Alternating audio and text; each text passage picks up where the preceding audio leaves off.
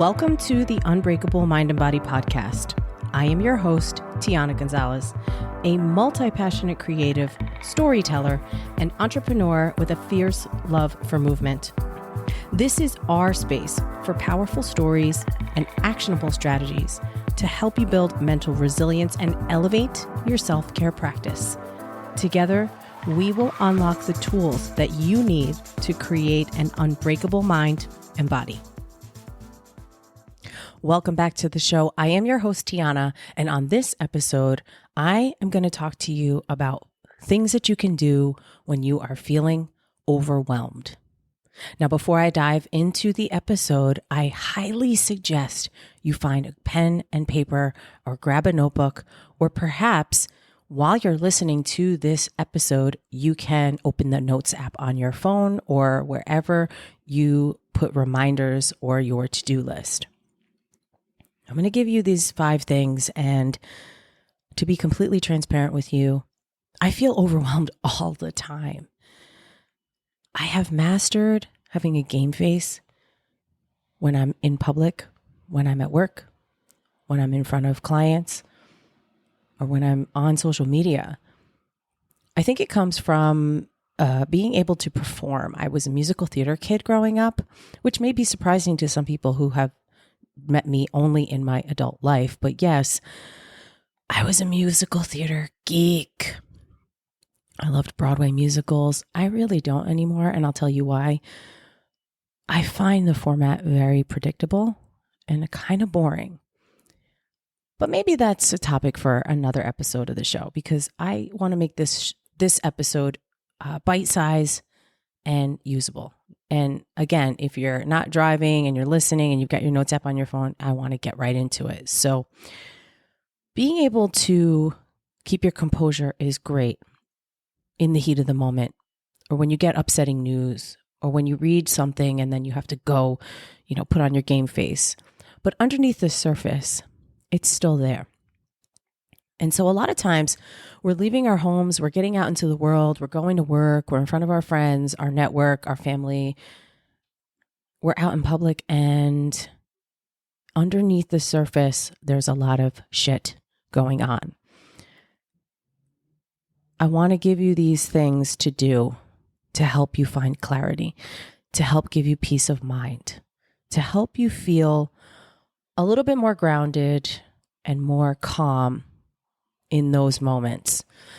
It's not going to remove the triggers. It's not going to take away the feeling of I need to do this or I have to do this, but maybe it will allow you to shift your perspective to I get to do this or I get to do that.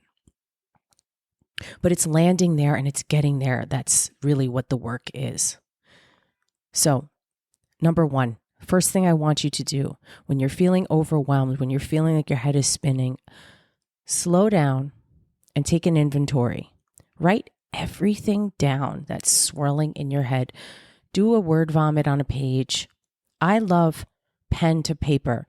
There is power in that action of writing things down in your own handwriting. Maybe it's not legible, but just get it out. This is going to help you just sort of clear your mind. Dump it all out on that paper. Now, number 2, start prioritizing what's really important. Now, I know some of my alphas listening are going to say, well, everything's important. And truly, maybe it all is important, especially if you're the alpha of your household, especially if you're the primary breadwinner or the primary caregiver for your children. I train several clients in person who are both the primary breadwinner and the primary caregiver, believe it or not. And yes, they are in a relationship, but that dynamic is none of my business.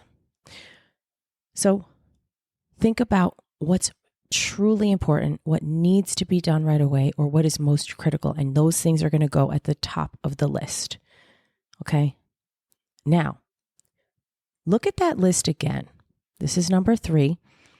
And think about what can be outsourced Or what can you delegate to someone else?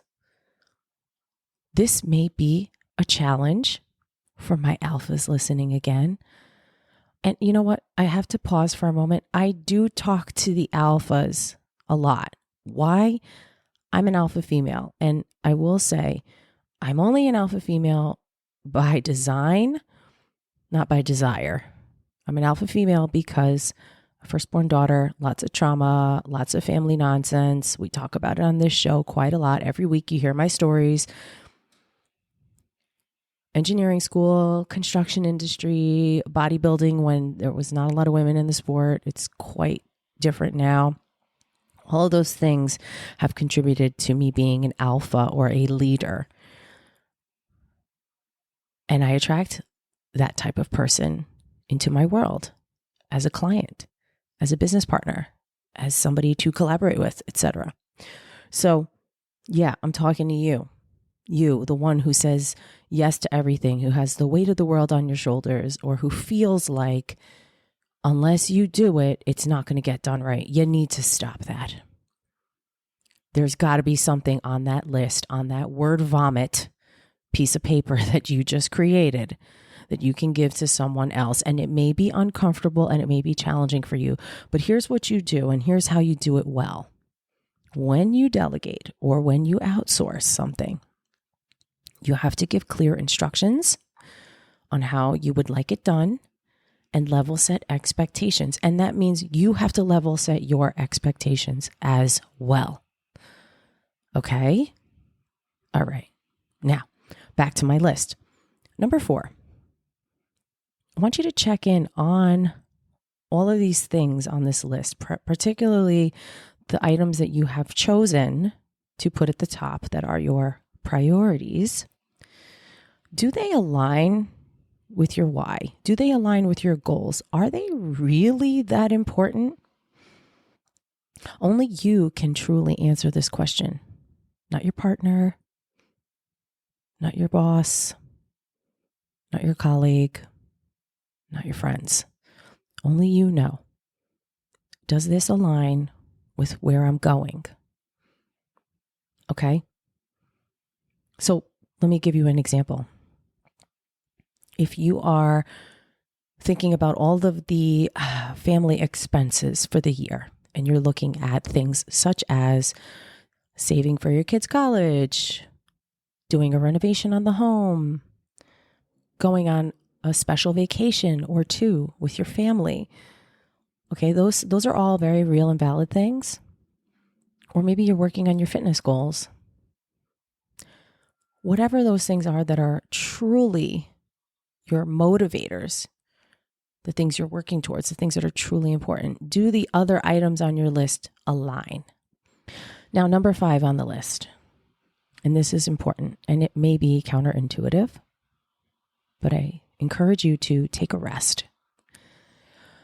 When you are constantly in an action mode, when you're always thinking, when you're always doing, and when you're always consuming, and we consume a lot, you are not giving your brain downtime.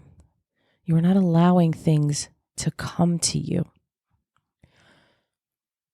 You have to be in a relaxed state of mind in order to really find the clarity needed to take the next step. So again, for my people who are action takers, for my people who are always going, you wake up, the first thing you do is grab that phone and you start looking at the screen. You're still crusty-eyed, smelly-breathed.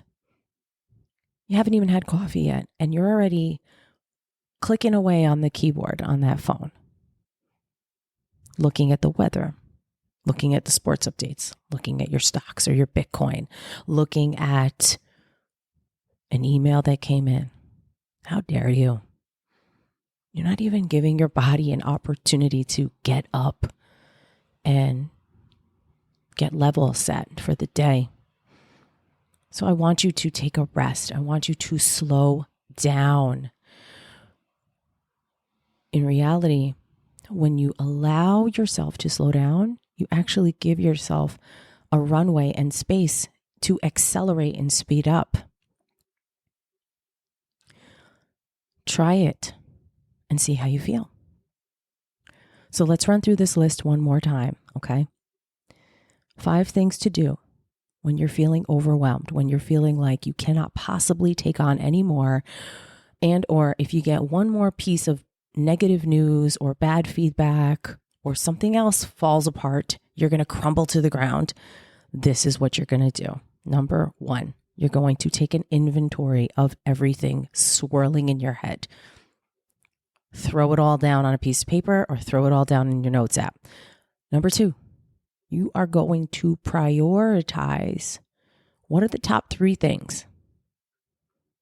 Number 3, you are going to select a few items, maybe not numbers 1 through 3, but maybe some of the things lower on the list that you can delegate and or outsource. Think about it. Grocery shopping, you can do a delivery service for a couple weeks if you don't have time to go and squeeze your mangoes before you buy them. Okay.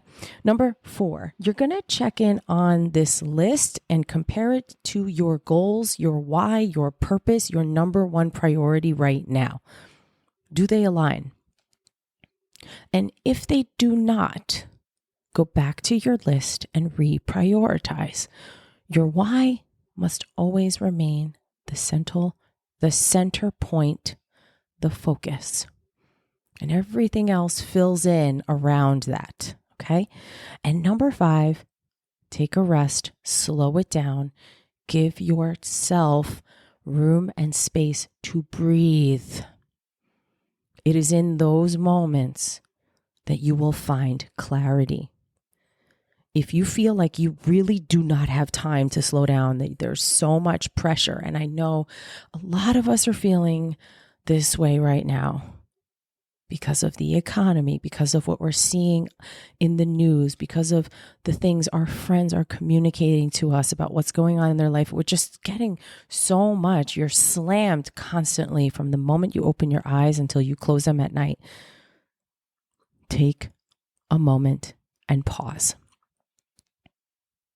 Something simple, like putting your phone on Do Not Disturb while you're at the gym. It doesn't mean you don't have it, doesn't mean you won't look at it, but you're doing it on your terms. This is from boundaries.